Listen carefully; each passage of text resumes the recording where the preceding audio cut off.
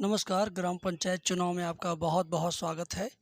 आज की वीडियो खास करके उन नए प्रत्याशियों के लिए है जो प्रत्याशी पहली बार चुनाव में आए हैं, क्योंकि किसी न किसी क्षेत्र में आगे बढ़ने के लिए एक एक्सपीरियंस की ज़रूरत होती है।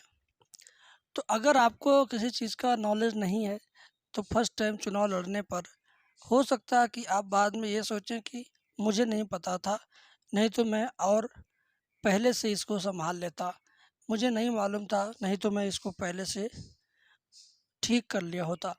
तो इस तरह की बातें बार बार आपको सोचने के लिए मजबूर ना होना पड़े, इस नाते मैं चाहता हूँ कि आप 2 साल सवा 2 साल पहले से ही क्षेत्र में जाएं, क्योंकि जब आप क्षेत्र में जाएंगे, लोगों से मिलना शुरू करेंगे तो आपके सामने उस वक्त भी समस्या आएगी।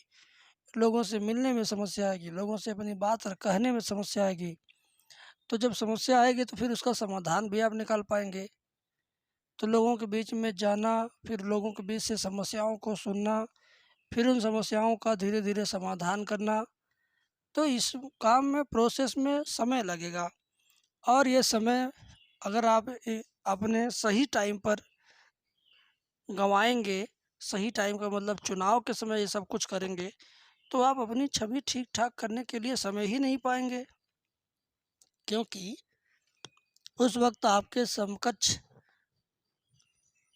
दर्जनों प्रत्याशी रहेंगे। लोगों के पास आपके अलावा विकल्प रहेगा चुनने के लिए। इस नाते मैं कहना चाहता हूँ कि ऐसे समय से ही जब आप क्षेत्र में जाएंगे तो लोगों के बीच में आप अकेले रहेंगे तो विकल्प भी अकेले ही रहेंगे।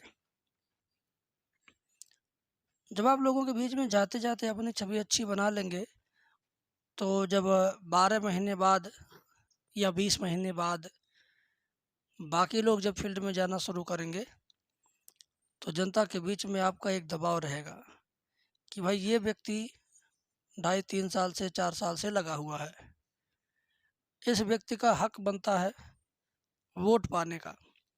और जो लोग आरक्षण क्लियर होने के बाद क्षेत्र में जाते हैं उनको बस लोग ऐसे ही धुआं समझ लेते हैं कि ये थोड़ी देर दिख रहे हैं, उसके बाद उड़ जाएंगे हवा में। तो कुल मिला जुला करके इस वीडियो से आपको सबक लेना है कि अगर चुनाव में अपना कैरियर बनाना है, ग्राम प्रधान का चुनाव लड़ना है, तो निश्चित रूप से आप पर्चा दाखिला के बाद क्षेत्र में न जाएं, आरक्षण क्लियर होने के बाद क्षेत्र में न जाएं, जबकि आपको 2 साल 2.5 साल 3 साल पहले से ही क्षेत्र में जाना चाहिए। भले ही आपका समय लगेगा, कुछ हो सकता है रुपए पैसे भी खर्च हों, लेकिन ये आपके चुनावी कैरियर में बहुत बड़ा मोड़ ला सकता है। क्योंकि मैंने देखा है जब लोग आरक्षण क्लियर होने के बाद क्षेत्र में जाते हैं तो कई बार लोगों से ये भी उनको सुनने को मिलता है कि अब तक कहाँ थे, अचानक आ गए, तुम क्या चुनाव लड़ोगे, तुमको तो कभी मैंने देखा नहीं, तुमने तो कभी गांव में घूमा ही नहीं, तुम तो गांव को जानते भी नहीं हो सही से, तो कैसे चुनाव लड़ोगे और कैसे तुम जीतोगे और कैसे विकास करोगे, तुम्हें तो गांव की समस्या भी नहीं पता है। तो आप इन चीज़ों से आप बचेंगे जब आप पहले से क्षेत्र में रहेंगे, तो आपको स्वयं सारी समस्याएं दिखेंगी और लोग भी आपसे बात करेंगे। और आपको ऐसे लोग चाहिए भी जो गांव की समस्याओं का चर्चा करें, सड़कों की बात करें, नालियों की बात करें, शौचालय की बात करें, आवास की बात करें, रिवोर की बात करें,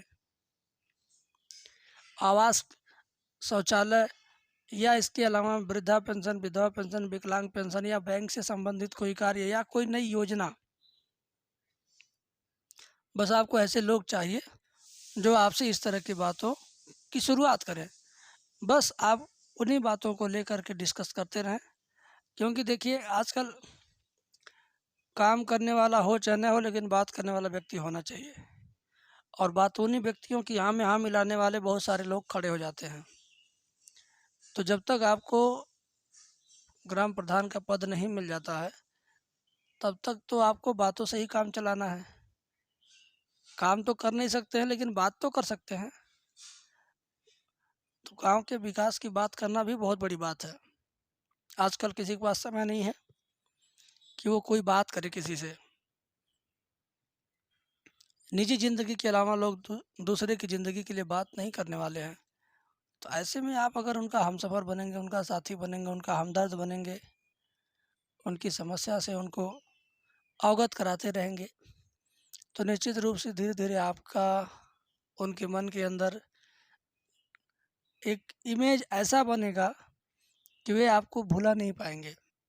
वे आपको चुनाव के समय पे ठुकरा नहीं पाएंगे, क्योंकि जनता, गांव की जितनी भी जनता है, 100% बिकाऊ जनता नहीं है। कुछ ही जनता उसमें से बिकाऊ है, और बिकाऊ जनता के बीच में से भी आप वोट ला सकेंगे। एक परिवार में अगर 4 वोट हैं, अगर वो परिवार पूरी तरह से बिकाऊ है, तो इसका मतलब ये नहीं कि वो 4 वोट जिसने खरीदा सिर्फ उसी को जाए। उन 4 में से 1 वोट आपको भी आ सकता है, मानवता के नाम पर, उदारता के नाम पर, भावुकता के नाम पर। तो ऐसे आप 10% 20% जो वोटर हैं बिकाऊ किस्म के, इनके पास भी जाएं, लेकिन इनमें से आप सिर्फ 1/4 ही माने, 25% उम्मीद रखें कि ये आपको वोट देंगे या उनके परिवार से आपको वोट मिलेगा। बाकी आप उन मतदाताओं के बीच में रहें जो मतदाता बिकाऊ किस्म के नहीं हैं। बस आज की वीडियो में इतना ही, फिर मिलेंगे कल। धन्यवाद।